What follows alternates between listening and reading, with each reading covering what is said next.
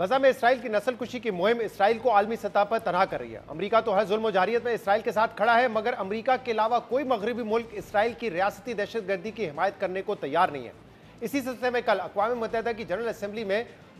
मसला फ़लस्तीन के 2 रियासती हल के लिए इंतहाई अहम करारदाद भारी अक्सरियत से मंजूर कर ली गई है,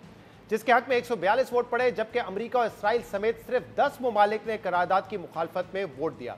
फ्रांस और सऊदी अरब की जानिब से पेश की गई इस करारदाद को न्यूयॉर्क डिक्लेरेशन का नाम दिया गया है, जिसमें 2 रियासती हल और गजा में जंग के खात्मे और तनाज़े के मुनसिफाना और पुरअमन हल के लिए इज्तिमाई इक़दाम लेने का मुतालबा किया गया है। करारदाद में हमास से तमाम कैदियों को रिहा करने, गजा पर अपनी हुक्मरानी खत्म करने और हथियार फ़लस्तीनी अथॉरिटी के हवाले करने का मुतालबा भी किया गया है, ताकि खुद मुख्तार और आज़ाद फ़लस्तीनी रियासत का क़याम मुमकिन बनाया जा सके। अब अहम बात यह कि वैसे तो इस करारदाद से ज़मीनी सूरत-ए-हाल में किसी किस्म की तब्दीली का इम्कान नहीं है और ना ही इस बात की गारंटी है कि इस करारदाद के जरिए नई फ़लस्तीनी रियासत वजूद में आ जाएगी, मगर इसके बावजूद आज़ाद फ़लस्तीनी रियासत से मुतल्लिक इस करारदाद के अलामती पहलू को भी अहमियत दी जा रही है, क्योंकि इसराइल तो सिरे से ही फ़लस्तीनी रियासत के वजूद और शनाख्त से इनकार करता है। जबकि इस करारदाद की टाइमिंग भी अहम है, क्योंकि ये एक ऐसे वक्त में मंजूर की गई है जब 10 दिन बाद फ्रांस और बरतानिया समेत मुतअद्दिद यूरोपीय और मगरबी ममालिक फ़लस्तीनी रियासत को तस्लीम करने का इरादा जाहिर कर चुके हैं। मगर इन ऐलानात के बाद इसराइल ने भी फ़लस्तीनी रियासत के तस्वुर को ख़त्म करने की कोशिशें मज़ीद तेज़ करके मगरबी किनारे में गैर कानूनी यहूदी आबादियों के क़याम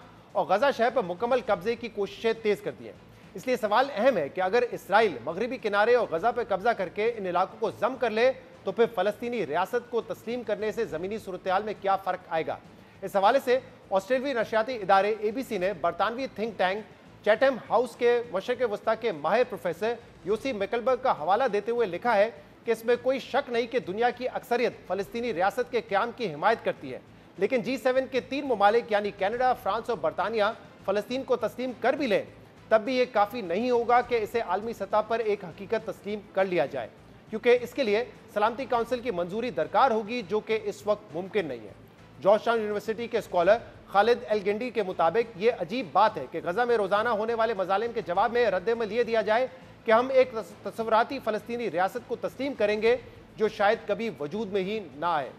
बहरहाल अब देखना होगा कि 22 सितंबर से शुरू होने वाले अक़वाम मुत्तहिदा के जनरल असेंबली इजलास और मीटिंग्स में इन कोशिशों को लेकर क्या पेशरफ्त सामने आती है, जिन्हें यूरोप का अहम तरीन मुल्क फ्रांस लीड कर रहा है, जो माजी में इसराइल का अमरीका से भी बड़ा इत्तेहादी हुआ करता था। फ्रांस ने न सिर्फ 1948 में इसराइल के मुतनाज़ा क़याम में मरकज़ी सिफारती किरदार अदा किया, बल्कि अरब इसराइल जंग में बरतानिया और अमेरिका की पाबंदियों के बावजूद इसराइल को हथियार फराम किए और बाद में इसराइल को जोरी ताकत बनाने में भी अहम किरदार अदा किया। लेकिन अब यही फ्रांस न सिर्फ इसराइल की हिमायत से पीछे हटता नजर आ रहा है, बल्कि इसराइली मजालिम पर दुनिया भर में आवाज़ उठाकर 2 रियासती हल की कोशिशों की भी क़यादत कर रहा है।